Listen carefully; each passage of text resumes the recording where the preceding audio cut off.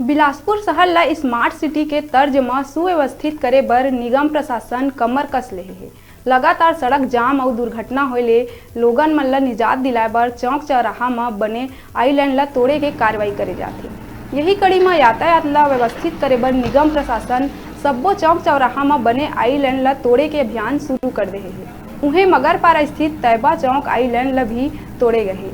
ये दौरान निगम प्रशासन, पुलिस प्रशासन और आम जनता भी ये कार्यवाही में पूर्ण रूप से सहयोग करत है।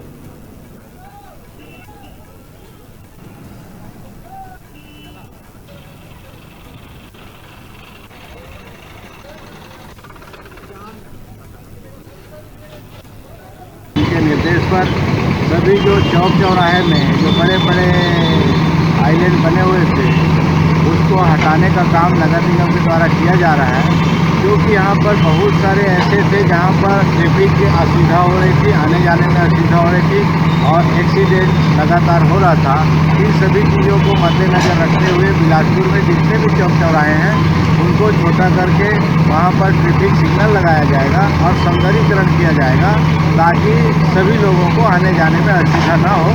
और इस शहर के लिए और हम सब लोग के लिए अच्छा है, क्योंकि बहुत सारे कैजुअल्टी इस शहर में इन चौक चौराहों के कारण हो चुकी है। क्योंकि 2 दिन पहले नेहरू चौक में भी एक बच्ची की जान चली गई थी।